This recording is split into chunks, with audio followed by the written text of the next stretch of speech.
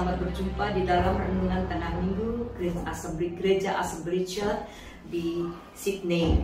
Sebelumnya mari kita berdoa bersama-sama, mohon pimpinan Roh Kudus untuk bisa mengerti firman Tuhan.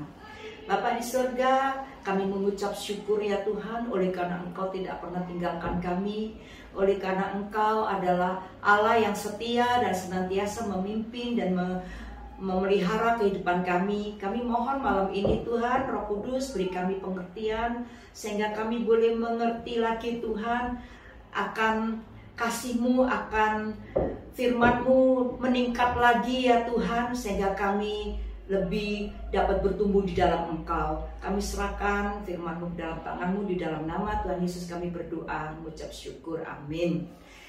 Saudara sekalian, sebagaimana kita tahu bahwa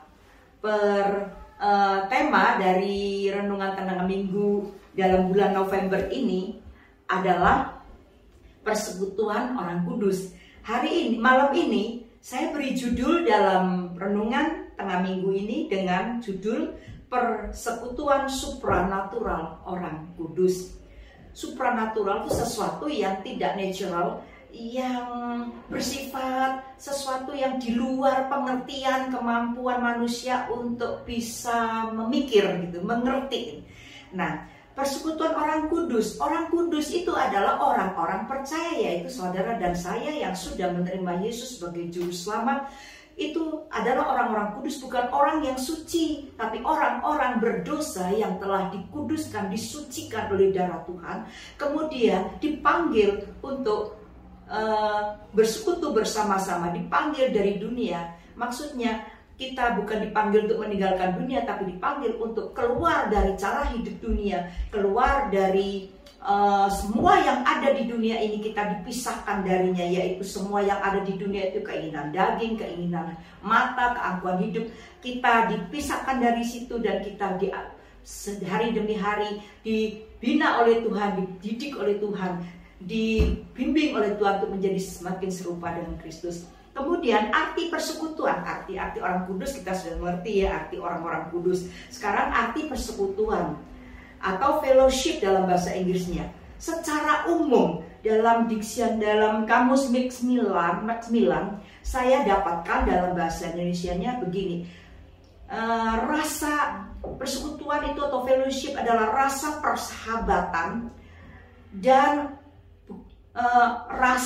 perasaan persahabatan, juga ada tindakan dukungan di antara orang-orang yang melakukan pekerjaan yang sama, minat yang sama, ideologi yang sama, kesenangan, hobi yang sama. Tetapi saudara sekalian, fellowship atau persekutuan di Alkitab itu memiliki arti yang lebih dalam dari arti umumnya, karena sifatnya supranatural. Kita lihat beberapa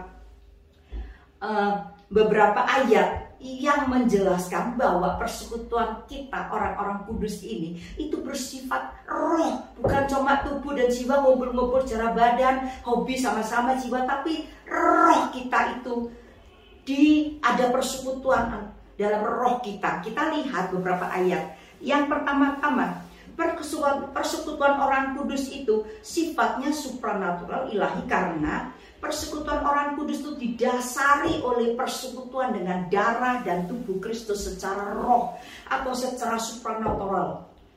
Di dalam darah dan tubuh Kristus karena kita semua adalah tubuh dalam Kristus, perbagian dalam Kristus Yesus. Kita lihat di 1 Korintus pasal 10 ayat 16 sampai dengan 17. Bukankah cawan pengucapan syukur yang atasnya kita ucapkan syukur adalah persekutuan dengan darah Kristus? Bukankah roti yang kita pecah-pecahkan adalah persekutuan dengan tubuh Kristus? Karena roti adalah satu, maka kita sekalipun banyak adalah satu tubuh, karena kita semua mendapat bagian dalam roti yang satu itu. Jadi pada waktu kita mengucap syukur, hati kita penuh meluap dengan rasa terima kasih karena kita orang berdosa yang tidak layak dilayakkan oleh Tuhan oleh pengorbanan kayu salib. Jadi waktu kita sama-sama ambil bagian dalam perjamuan kudus, kita itu sebenarnya secara supranatural bersatu dengan Kristus, dan karena kita masing-masing adalah bagian dari satu tubuh Kristus itu, maka kita semua juga satu sama lain ada persekutuan yang erat satu sama lain dengan didasari oleh persatuan di dalam Kristus, didasari oleh persekutuan dengan darah dan tubuh Kristus. Saudara sekalian, hal supranatural ini bisa kita lihat dalam contoh sehari-hari. Misalnya waktu perjamuan kudus, hati kita tersentuh dan hati kita meluap dengan ucapan syukur kepada Tuhan. Itu tandanya ada persekutuan antara kita dengan roh Tuhan. Kalau orang dunia melihat, dia tidak ngerti, dia ikut-ikutan ambil, nggak merasa apa-apa saudara. Karena antara dia dan Tuhan tidak ada persekutuan. Sedang kita anak-anak Tuhan ada kayak hubungan batin dengan Tuhan. Nah, satu sama lain juga ada hubungan karena sama-sama punya hubungan persekutuan yang supranatural dengan Tuhan. Jadi antara kita satu sama lain karena mendapat bagian dari roh, dipersatukan oleh roh, antara kita juga ada persatuan natural. Kita akan lihat misalnya waktu ada lagi contoh bahwa kita ada hubungan supranatural dengan Tuhan. Persekutuan kita itu adalah supranatural. Waktu kita merasakan zaman Tuhan, kita lagi nyapu, tiba-tiba kita tuh ingin masuk kamar, mau doa, mau nyembah, mau nyanyi buat Tuhan. Itu tandanya saudara ada hubungan batin antara kita dengan Tuhan.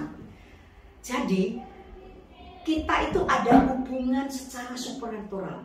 Kemudian hal yang kedua yang kita mau lihat, persekutuan orang kudus itu supranatural. Kenapa? Karena dipersatukan oleh Roh Kudus secara roh, secara supranatural. Kita lihat di 1 Korintus pasal 12 ayat 13. Sebab dalam satu roh kita semua, baik orang Yahudi maupun orang Yunani, baik budak maupun orang merdeka, telah dibaptis menjadi satu tubuh. Dan kita semua diberi minum dari satu roh. Kita semua orang percaya didiami oleh Roh Kudus. Roh dari Allah Tritunggal, roh yang esa itu adalah roh yang supranatural. Kita didiami oleh Roh Kudus. Maka kita itu bersama dengan sesama saudara yang juga didiami Roh Kudus ada hubungan supranatural karena kita dipersatukan oleh roh yang ilahi itu. Contohnya saudara sekalian, waktu kita berdoa, tiba-tiba Tuhan ingatkan sesuatu, teman dan sebagainya, kok harus doakan, kita doakan. Jadi itu ada hubungan batin saudara. Kita dengan saudara, kalau dengan saudara kandung ada hubungan batin itu tidak heran. Misalnya mama kenapa, papa kenapa, saudara kenapa, hati kita tuh rasanya kok nggak enak gitu. Itu hubungan batin karena biologis. Tapi hubungan batin di dalam persekutuan orang kudus secara supranatural itu melampaui segala batas kebangsaan, batas kebudayaan. Kita bisa merasa. Ada satu pendeta di England, di London. Dia sempat ke rumah Herman satu kali, kemudian berapa lama kemudian tiba-tiba dia bilang sama satu anak kita yang ada di situ, lagi ke sana ikut di gerejanya. Dia bilang, "What happened with you, Daddy? I feel something." Nggak ada apa-apa. Ternyata kita di sini ada problem saudara sekalian. Jadi berbeda bangsa, berbeda bahasa, berbeda budaya, tempatnya berjauhan, tapi karena kita ini punya persekutuan supranatural, bisa merasakan satu sama lain. Oleh sebab itu dalam satu tubuh kalau ada yang sakit, kita ikut merasakan, seharusnya begitu. Kalau kita nggak ikut merasakan kesedihan teman satu saudara seiman, itu berarti ada masih perlu terus belajar untuk mengasihi satu sama lain. Kemudian contoh lagi saudara sekalian, waktu sepak bola Piala Dunia udah lama berapa tahun lalu, ada satu negara yang nggak bisa juara, tapi mereka bisa juara. Mereka pakai spanduk tuh, Yesus, Yesus. Kemudian waktu mereka menang juara, mereka lari pegang berdoa menyembah Tuhan, buka kaos dalamnya ada tulisan Jesus gitu. Orang yang nonton, anak Tuhan yang nonton, kebawa saudara sekalian, ikut merasakan sukacita mereka. Saya nonton sampai ikut nyembah saudara, karena ada hubungan batin.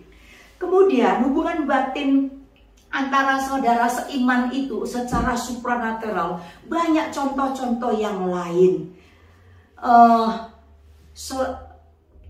waktu kita ngumpul berdoa, satu dijamah lalu menyembah dengan diurapi Tuhan, yang lain tuh ikut menyembah. Saudara, ada hubungan batin. Jadi roh yang ada di dalam hatinya itu, yang mengangkat dia menyembah, itu kita juga kebawa oleh dia ikut menyembah Tuhan.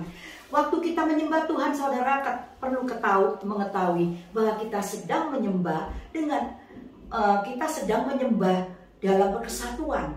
Nah, malaikat di surga, orang-orang kudus surga, mereka menyembah Tuhan terus. Nah, kita tuh ada di dalam suasana itu.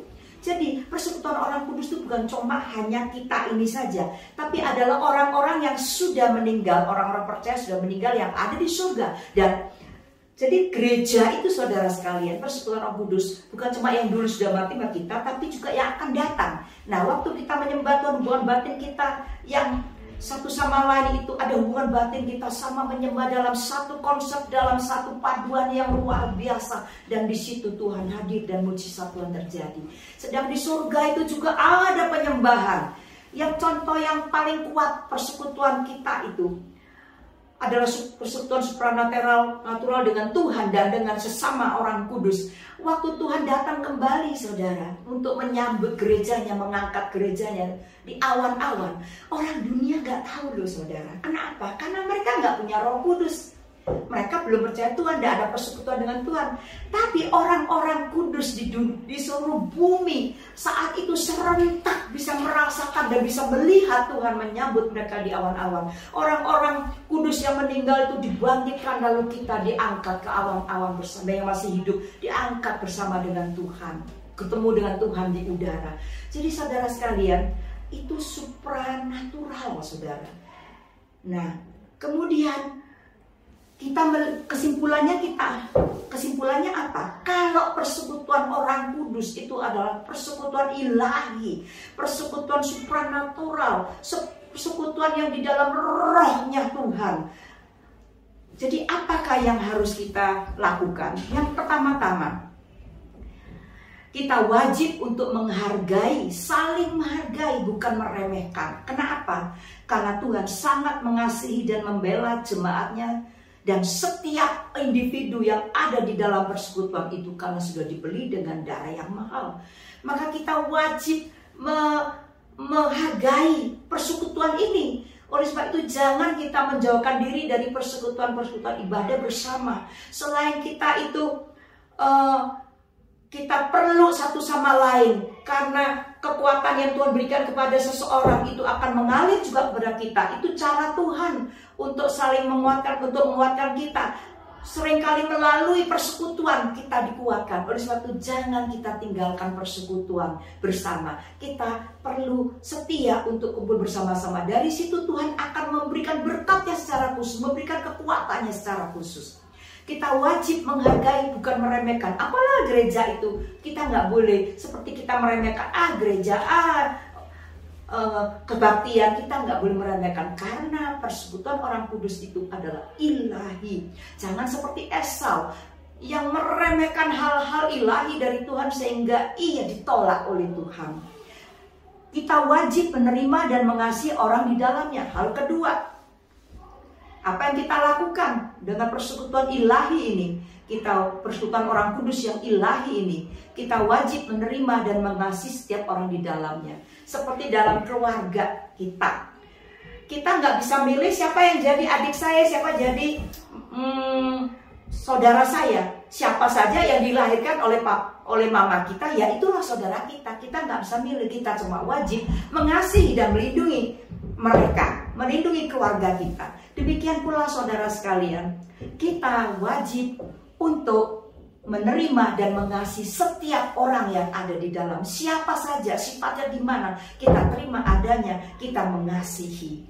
Kemudian karena persekutuan itu adalah persekutuan milik Tuhan, dikasihi Tuhan setiap orangnya, kita juga mengasihi mereka. Kemudian hal ketiga, kita wajib melindungi persatuan di dalam persekutuan orang kudus itu dari perpecahan-perpecahan. Roma 14 ayat 19. Sebab itu marilah kita mengejar apa yang mendatangkan damai sejahtera dan yang berguna untuk saling membangun. Di dalam persekutuan kudus, orang-orang kudus, kita wajib melindungi, jangan sampai ada perpecahan, kejar damai sejahtera. Jangan sampai kita menjadi penyambung lidah, perkataan orang yang satu disampaikan kepada orang yang bersangkutan. Maksudnya mau bela, nggak terima disampaikan. Kita sudah menjadi alat di tangan iblis untuk memecahkan. Karena ya, kata-kata itu disampaikan kepada orang bersangkutan, kalau nggak tahan dia bereaksi jadi rame, saudara. Jadi nggak ada damai sejahtera. Tapi nomor satu, kita harus cari damai sejahtera. Kalau saya menyampaikan kata ini, jadi damai sejahtera apa enggak? Jadinya tambah panas ya, atau enggak? Kita harus mengejar damai sejahtera. Yang gede, persoalan gede dikecilkan, yang persoalan kecil ditiadakan. Kita satu sama lain mengejar damai sejahtera untuk melindungi persekutuan orang kudus di dalam dari perpecahan, dilindungi supaya penuh dengan damai sejahtera, sukacita, saling menyembuhkan, saling mengalah, saling menopang satu sama lain. Kemudian hal yang harus kita lakukan selain tadi wajib menghargai, bukan meremehkan persekutuan orang kudus yang supranatural itu, kita wajib menerima, mengasihi setiap orang dalamnya. Kita wajib melindungi persatuan di dalamnya dari perpecahan. Yang terakhir, kita wajib berbagi dengan apa yang kita punya. Nah, fellowship dalam bahasa aslinya itu koinonia, itu juga berarti berbagi. Kita coba lihat di dalam Ibrani pasal 13-16. Di dalam terjemahan Indonesia Baru disebut, janganlah kamu lupa berbuat baik dan memberi bantuan. Memberi bantuan itu koinonia. Di dalam terjemahan Indonesia Modern Bible, memberi bantuan itu diterjemahkan berbagi. Jadi apa yang kita miliki, kita melihat orang yang kekurangan, berbagi. Kalau kita bisa menolong, kita tolong. Kita ada lebih, kita bagi. Jadi berbagi.